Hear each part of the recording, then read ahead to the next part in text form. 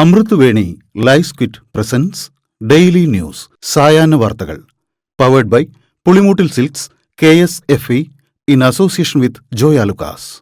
ഇത്തവണ ഫസ്റ്റ് അടിക്കില്ലേ നമ്മള്?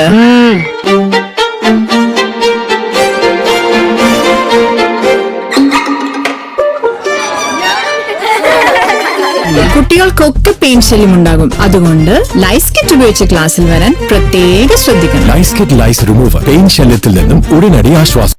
നമസ്കാരം, ഞാൻ നീതു കൃഷ്ണ. ഡെയിലി ന്യൂസിന്റെ സായാഹ്ന വാർത്തകളിലേക്ക് സ്വാഗതം. ഇന്ന് ജൂലൈ 17 വെള്ളിയാഴ്ച. വന്ദേമാതരത്തെ അപമാനിച്ചാൽ 3 വർഷം തടവു ശിക്ഷ വ്യവസ്ഥ ചെയ്യുന്നതടക്കം സുപ്രധാന ബില്ലുകൾ പാർലമെന്റിന്റെ വർഷകാല സമ്മേളനത്തിൽ കേന്ദ്ര സർക്കാർ അവതരിപ്പിക്കും. വിദേശ സംഭാവന നിയന്ത്രണ ഭേദഗതി ബില്ലും ഈ സമ്മേളനത്തിൽ അവതരിപ്പിക്കും. അതേസമയം ഭരണഘടനാ ഭേദഗതി ബിൽ പാസാക്കാനുള്ള 2/3 ഭൂരിപക്ഷം ലോക്സഭയിൽ ഉറപ്പാക്കാനുള്ള തീവ്ര നീക്കത്തിലാണ് BJP. യൂത്ത് കോൺഗ്രസ് പ്രവർത്തകരെ ഗൺമാൻമാർ മർദ്ദിച്ചെന്ന കേസ് അട്ടിമറിച്ച സംഭവത്തിൽ ADGP MR അജിത് കുമാറിൽ നിന്ന് DGP വിശദീകരണം തേടും. വിശദീകരണം കിട്ടിയ ശേഷമാകും DGP സർക്കാരിന് റിപ്പോർട്ട് നൽകുക. അട്ടിമറിയിൽ അജിത് കുമാറിന്റെ പങ്ക് വ്യക്തമാക്കുന്ന പുതിയ റിപ്പോർട്ട് SIT ഇന്നലെ DGPക്ക് നൽകിയിരുന്നു. ADGP MR അജിത് കുമാർ ആ പദവിയിൽ ഇരിക്കാൻ ഒട്ടും യോഗ്യതയില്ലാത്ത ആളാണെന്ന് CPI സംസ്ഥാന സെക്രട്ടറി ബിനോയ് വിശ്വം. ഊഴം വെച്ച് RSS നേതാക്കളെ കണ്ട ഉദ്യോഗസ്ഥനാണ് അജിത് കുമാർ. തൃശൂർ പൂരം കലക്കലിൽ ഇയാൾക്ക് പങ്കുണ്ടെന്നും അദ്ദേഹം ആരോപിച്ചു. അതേസമയം പ്രതിപക്ഷ ഉപനേതൃസ്ഥാനം കിട്ടിയേ തീരുവെന്ന് CPIക്ക് ഒരു വാശിയുമില്ലെന്നും ഇടതുപക്ഷ ഐക്യമാണ് CPI രാഷ്ട്രീയത്തിന്റെ കാതലെന്നും ബിനോയ് വിശ്വം പറഞ്ഞു. AICC ജനറൽ സെക്രട്ടറിയും വയനാട് MPയുമായ പ്രിയങ്ക ഗാന്ധിയുടെ സെക്രട്ടറി എന്ന വ്യാജേന ജനപ്രതിനിധികൾക്ക് ഫോൺ ചെയ്ത് മന്ത്രിസ്ഥാനവും ഉന്നത പദവികളും വാഗ്ദാനം ചെയ്ത് കോടികൾ തട്ടിയെടുക്കാൻ ശ്രമിച്ചെന്ന കേസിൽ തട്ടിപ്പിനുപയോഗിച്ച ഫോൺ നമ്പർ ഡൽഹി സ്വദേശിയുടേതാണെന്ന് പോലീസ് കണ്ടെത്തി. പ്രതികളെ കണ്ടെത്താനായി കേരള പോലീസിന്റെ പ്രത്യേക സംഘം ഉത്തരേന്ത്യയിലേക്ക് തിരിച്ചു. കേരളത്തിൽ കപ്പൽ നിർമ്മാണ പദ്ധതിക്ക് ടാറ്റ ഗ്രൂപ്പ് 10,000 കോടി രൂപ നിക്ഷേപിക്കുമെന്ന മുഖ്യമന്ത്രി VD സതീശന്റെ അവകാശവാദം ടാറ്റ ഗ്രൂപ്പ് തള്ളിയെന്ന് ഇക്കണോമിക് ടൈംസ്. കേരളത്തിൽ എന്നല്ല, ടാറ്റയ്ക്ക് ഒരിടത്തും കപ്പൽ നിർമ്മാണശാല ഇല്ലെന്ന് കമ്പനി വിശദീകരിച്ചെന്ന് ഇക്കണോമിക്സ് ടൈംസ് റിപ്പോർട്ട് ചെയ്തു. വഖഫ് ബോർഡിനെതിരെ ഹർജിക്കാരുമായി സംസ്ഥാന സർക്കാർ ഒത്തുകളിച്ചെന്ന് പ്രതിപക്ഷ നേതാവ് പിണറായി വിജയൻ. വഖഫ് ബോർഡ് പുനഃസംഘടനയിൽ സംസ്ഥാന സർക്കാർ കേന്ദ്രത്തിന്റെ വഴിയിലെന്നും പിണറായി വിജയൻ ആരോപിച്ചു.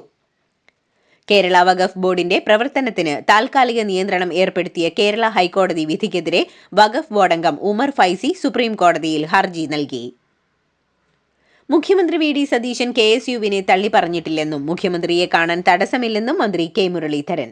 നമ്മുടെ കുട്ടികളല്ലേ KSUക്കാരെന്നും മുഖ്യമന്ത്രിയെ കാണാൻ ആർക്കും തടസ്സമില്ലെന്നും വൈകിട്ട് 4 മുതൽ എല്ലാവരെയും മുഖ്യമന്ത്രി കാണുന്നുണ്ടെന്നും മുരളീധരൻ പറഞ്ഞു. ഇത്രയും ജനകീയനായ ഒരു മുഖ്യമന്ത്രി അടുത്ത കാലത്തുണ്ടായിട്ടില്ലെന്നും അദ്ദേഹം വ്യക്തമാക്കി. മുഖ്യമന്ത്രി VD സതീശനെ വിമർശിക്കുന്ന VR അനൂപിനെയും ജിൻഡോ ജോണിനെയും പാർട്ടി മീഡിയ പാനലിൽ നിന്ന് ഒഴിവാക്കണമെന്നാവശ്യപ്പെട്ട് Ernakulam DCC general secretary Raju P. Nair KPCC പ്രസിഡന്റിനും മാധ്യമ വിഭാഗം ചുമതലയുള്ള ജനറൽ സെക്രട്ടറി ദീപ്തി മേരി വർഗീസിനും പരാതി നൽകി.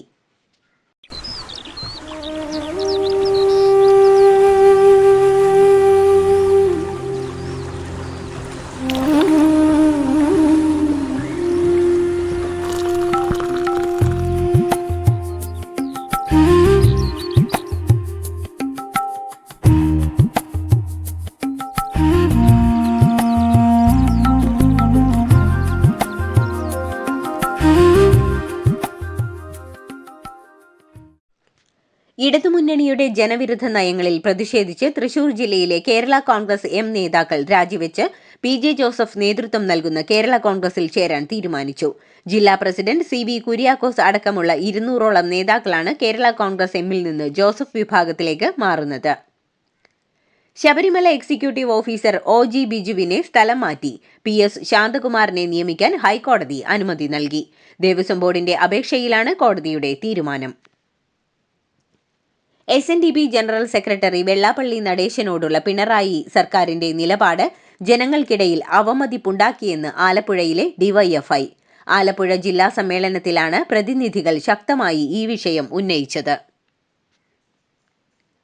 വടകര കാഫിർ സ്ക്രീൻഷോട്ട് കേസിൽ പ്രതി ജിതിൻ ഭാസ്കറിന്റെ ജാമ്യം റദ്ദാക്കണമെന്ന ഹർജി വടകര 1ാം ക്ലാസ് മജിസ്ട്രേറ്റ് കോടതി തള്ളി. പ്രതി ജാമ്യവ്യവസ്ഥകൾ ലംഘിച്ചെന്നാരോപിച്ചാണ് പ്രത്യേക അന്വേഷണ സംഘം ഹർജി നൽകിയത്. സ്ത്രീത്വത്തെ അപമാനിച്ചെന്ന കേസിൽ ജയിലിൽ കഴിയുന്ന തൊപ്പിയുടെ കൂട്ടാളി മമ്മുവിനെ 2 ദിവസത്തേക്ക് മഞ്ചേരി പോലീസിന് കസ്റ്റഡിയിൽ ലഭിച്ചു. ഒളിവിൽ കഴിയുന്ന തൊപ്പിയെക്കുറിച്ചടക്കം വിശദമായ കാര്യങ്ങൾ ചോദിച്ചറിയാനാണ് പോലീസിന്റെ നീക്കം. മന്ത്രിമാർക്കെതിരെ പരാതിയെന്ന വാർത്ത മാധ്യമ സൃഷ്ടിയെന്ന് മുസ്ലിം ലീഗ് സംസ്ഥാന ജനറൽ സെക്രട്ടറി PMA സലാം. പോഷക സംഘടനകളിൽ നിന്നോ പ്രവർത്തകരിൽ നിന്നോ പരാതി ലഭിച്ചിട്ടില്ലെന്നും അദ്ദേഹം പ്രതികരിച്ചു. SN ട്രസ്റ്റ് കോളേജുകളിൽ സർക്കാർ അധ്യാപക നിയമന നോമിനിയെ നൽകിയില്ല എന്ന് പരാതി. നിയമന ബോർഡിലേക്ക് നോമിനിയെ നൽകാൻ അപേക്ഷ നൽകിയിട്ടും അത് പരിഗണിക്കാൻ വൈകുന്നുവെന്നാണ് ആരോപണം. അധ്യാപക നിയമനത്തിൽ SN ട്രസ്റ്റിനോട് സർക്കാർ വിശദീകരണം തേടി. താരസംഘടനയായ അമ്മയിലെ അംഗങ്ങൾക്ക് ശ്വേത കമ്മിറ്റിയുടെ കത്ത്. പിഴവുകൾ സംഭവിച്ചത് അനുഭവക്കുറവ് മൂലമാണെന്നും അത് തിരുത്താനുള്ള നടപടികൾ തുടങ്ങിയെന്നും കത്തിൽ ചൂണ്ടിക്കാണിക്കുന്നു. കൂടുതൽ പക്വതയോടെയും ഉത്തരവാദിത്തത്തോടെയും മുന്നോട്ടു പോകുമെന്നും കത്തിൽ പറയുന്നു. കണ്ണൂർ പയ്യന്നൂരിലെ 1.5 വയസ്സുകാരന്റെ മരണത്തിൽ മാതാപിതാക്കളുടെ മൊഴിയെടുത്തു. ചികിത്സാ പിഴവുണ്ടായെന്ന് അച്ഛനും അമ്മയും മൊഴി നൽകി.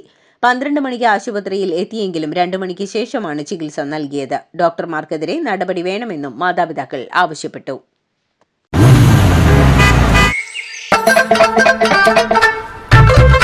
എല്ലാവർക്കും വന്നു ഡാൻഡ്രഫ്, എന്തു ചെയ്യും ചേട്ടാ?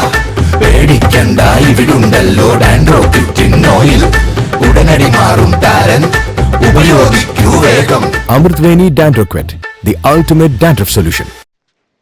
രാജ്യത്തെ ആദ്യത്തെ ഹൈഡ്രജൻ ട്രെയിൻ പ്രധാനമന്ത്രി നരേന്ദ്രമോദി ഫ്ളാഗ് ഓഫ് ചെയ്തു. ഹരിയാനയിലെ ജിന്ദ് സ്റ്റേഷനിൽ നിന്ന് ആരംഭിക്കുന്ന പാസഞ്ചർ ട്രെയിൻ സോണിപത്ത് വരെയുള്ള 89 കിലോമീറ്റർ ദൂരം 2 മണിക്കൂർ കൊണ്ട് ഓടിയെത്തും. 5 മുതൽ 25 വരെ രൂപയാണ് ടിക്കറ്റ് നിരക്ക്. നമോ ഗ്രീൻ റെയിൽ എന്ന ട്രെയിൻ ഇന്ത്യൻ നിർമ്മിതമാണ്. റെയിൽപാളം മുറിച്ചു കടക്കുന്നതിനിടെ സ്കൂൾ ബസ്സിൽ ട്രെയിൻ ഇടിച്ച് 3 സ്കൂൾ കുട്ടികളടക്കം 4 പേർ മരിച്ചു. പശ്ചിമബംഗാളിലെ മുർഷിദാബാദിലാണ് അപകടം ഉണ്ടായത്. ഡൽഹി ജന്തർ മന്ദറിൽ പ്രതിഷേധിക്കുന്ന പരിസ്ഥിതി വിദ്യാഭ്യാസ അവകാശ പ്രവർത്തകൻ സോനം വാങ്ചുക്കിന്റെ നിരാഹാര സമരത്തിന് ഐക്യദാർഢ്യവുമായി കോൺഗ്രസ്. മുതിർന്ന നേതാവ് പവൻ ഖേര CJP സമരവേദിയിലെത്തി സോനം വാങ്ചുക്കിനെ സന്ദർശിച്ചു. സ്റ്റാർഷിപ്പ് 13ാം പരീക്ഷണ വിക്ഷേപണം അവസാന നിമിഷം മാറ്റി. റോക്കറ്റിന്റെ 1ാം ഘട്ടത്തിലെ 33 എഞ്ചിനുകളിൽ ചിലത് ജ്വലിക്കാത്തതിനാലാണ് ശ്രമം ഉപേക്ഷിക്കേണ്ടി വന്നത്. നിലവിലെ അവസ്ഥയിൽ ബൂസ്റ്ററിലെ 2 എഞ്ചിനുകൾ എങ്കിലും മാറ്റിവെക്കേണ്ടി വരും.